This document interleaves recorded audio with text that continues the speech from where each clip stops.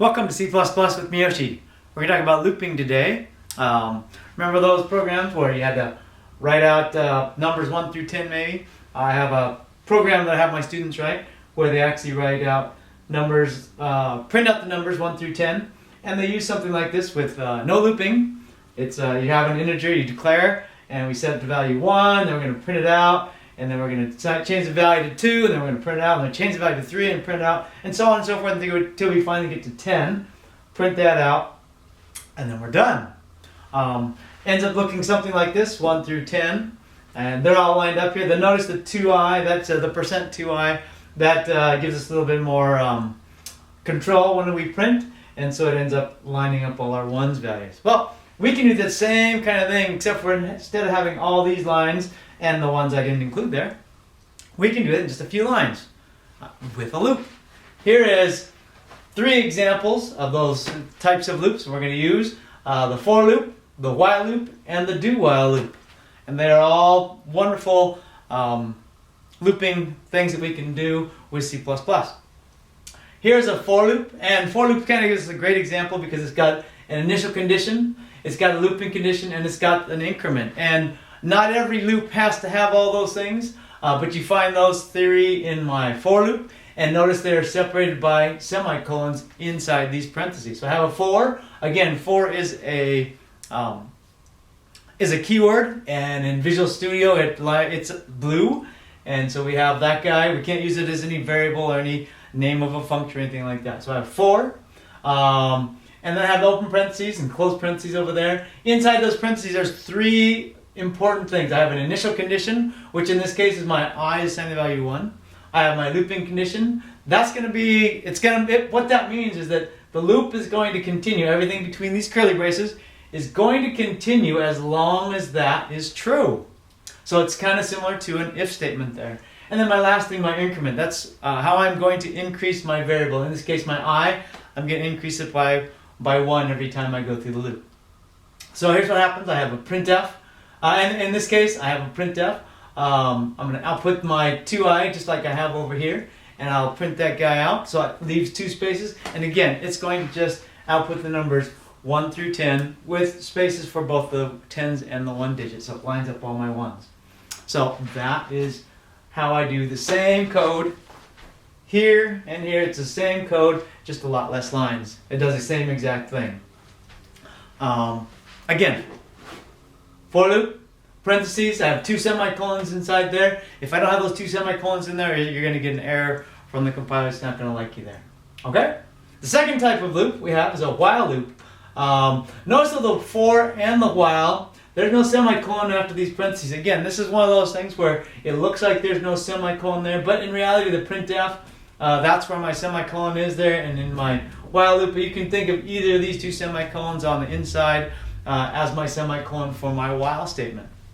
So I have a while, j is less than or equal to 10, and I have my j starting out at 1. Again, I do my same printf, exactly the same, except I change my variable.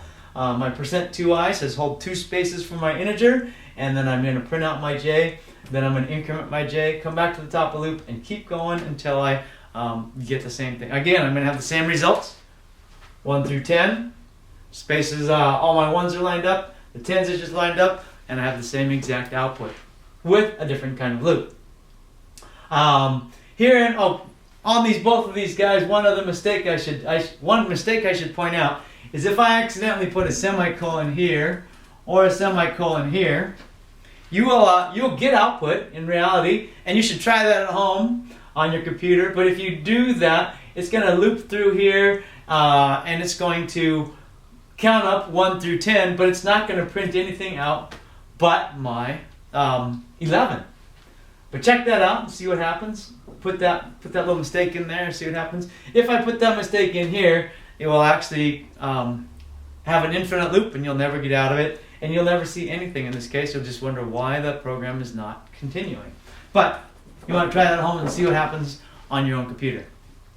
Here we have a DoWhile loop. The nice thing about a DoWhile loop, again, I start the same thing, int k is 1, so just like the while loop, it looks just almost identical, and it even uses the same word, while. Notice the while does have the semicolon, so the DoWhile has the semicolon there at the end of my while. The while still has my looping condition in there, and again I have my printf and my k++, my increment, and it just keeps going through there until that happens. The one thing different, if you look at these two guys, the do and the while, they look very similar. They have the same words, except for this one has a do at the front, this one has the while at the front, the while's at the end over here, there's nothing at the end here. The difference between these two is that the do while loop always loops at least once. The while loop doesn't. Matter of fact, if I change this guy here to an 11, and I change that guy here to an 11, the do, or the while loop, it'll see this j is less than or equal to a 10. Well, the j is 11 before I come in there, so it's just going to skip down here beyond the curly brace. It'll never do any printing out. It won't do anything. But in the case of the do while loop, if I change that guy to 11, or anything bigger than my 10, it's going to come in through here, and it's going to print out my 11. It's going to increment that. Now k is 12. Well, 12 is not less than 10, so it's going to drop down there. It's going to do it once, though, whereas the while will not. It won't do it ever. So, a couple things, some nice things about the do and the while loop. So, and these are some reasons, or these are some ways that I usually tell my students to use them. I have my for loop. My for loop I'll usually use when I have a known number of times that I'm going to use it. That known number of times can be either here hard-coded into my for loop, or it can be known by input, and we'll get into that when we talk about the for loops.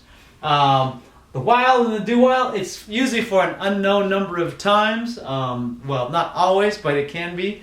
And it can also be used for the known loops, known number of times, but oftentimes you don't know the number of times you're going to use it. The while loop, again, you may or may not do that loop. Again, we look over here at this example and we see that I'm not going to do this loop ever because j is 11. It's outside the range of my looping condition. And the do while loop, I want to use that whenever I know I want to do the loop at least one time. So, looping. We have 3 loops. For loop, while loop, do while loop. Remember with the for, we always have initial condition, we have a looping condition and an increment. They're separated by my semicolons. With a while, my initial condition is outside my loop, my increment is inside my loop, and only the looping condition is inside my parentheses. The do while loop, the looping condition is inside my parentheses. With the while, my increment is inside my loop, and my initial condition must be outside my loop.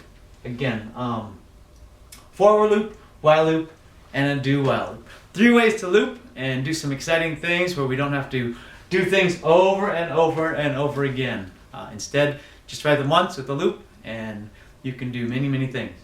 So, hopefully you enjoyed learning a little bit more about C++ and looping, and we'll just show you hopefully we'll see you next time on more C++ with Miyoshi. Remember to subscribe too.